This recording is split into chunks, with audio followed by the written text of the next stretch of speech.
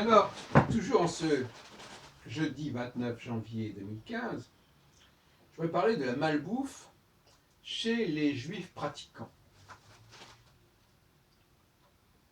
Pratiquant la cacheroute, faut-il préciser. Je dis ça parce que parfois ils pratiquent la cacheroute et ils ne vont pas à la synagogue.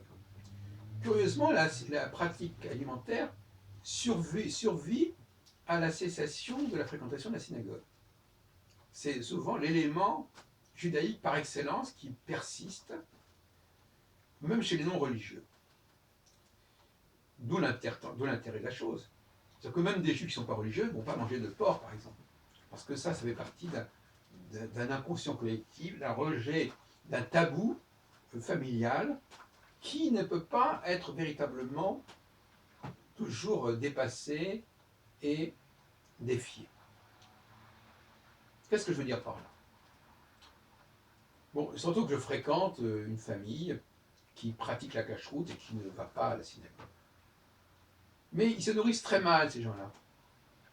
Pourquoi ils se nourrissent très mal? Et c'est vrai aussi d'ailleurs dans les réunions juives organisées dans le cadre de synagogues. Parce que la viande fait problème. Elle fait doublement problème. Dans les synagogues, elle fait problème parce qu'on ne peut pas demander aux gens d'apporter à manger autre chose que des espèces de plats, de quiches ou de potés légumes. Parce que vous comprenez, on ne sait pas d'où vient la viande, on ne sait pas la distinguer. Donc, on préfère pas de viande. Et donc, on est automatiquement propulsé dans le domaine de produits comme cela, salades, soupes, enfin des produits très pauvres et très peu consistants finalement au niveau des calories, au niveau des vitamines, même s'ils tiennent le ventre. D'où cette notion d'obésité que j'observe chez beaucoup d'hommes qui appartiennent au milieu juif, pratiquants ou pas. Que ce soit, enfin bon, je ne peux pas le préciser, mais enfin, l'autre jour j'étais allé à une réunion nationale et j'avais été absolument estomaqué, alors c'est le cas de le dire, estomaqué par le fait qu'un nombre hallucinant d'hommes d'un certain âge, mais au-delà, je sais pas, au-delà de la quarantaine, étaient pourvus de ventres éminents et proéminents. C'était presque une sorte de signe distinctif. Et ça, l'explication, pour moi, ce sont les méfaits de la cacheroute. Parce que la cacheroute, ça coûte cher, ou du moins c'est perçu comme ça. C'est un produit qui se vend pour un public limité, donc forcément l'offre n'est pas comparable. Et à partir du moment où ça coûte cher, eh ben, vous savez, les gens ils réfléchissent à deux fois avant de se ruiner en viande. Hein.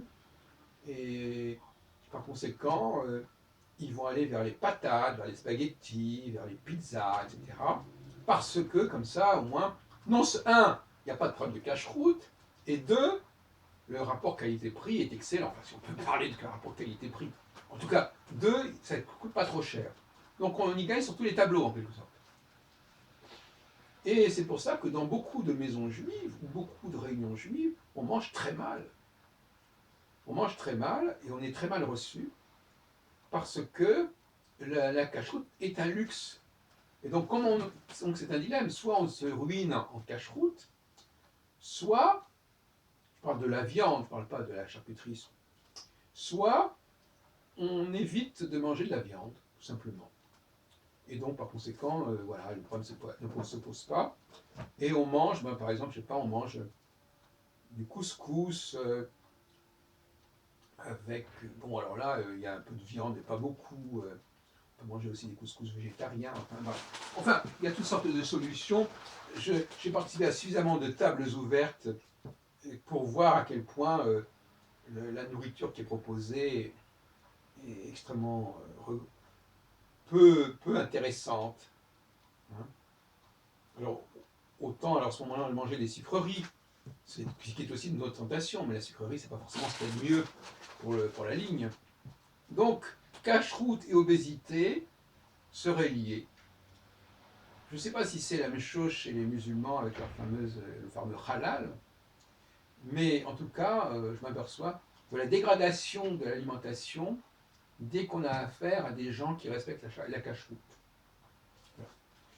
C'est un petit peu triste à dire et pathétique, mais ils n'arrivent pas à trouver de solution.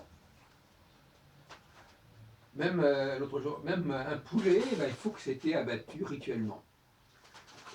Alors, je sais bien que ça fait partie des traditions juives et même de l'obligation des mitzvot juives, mais si ça confine à la malbouffe, je ne suis pas sûr que ce soit une bonne chose.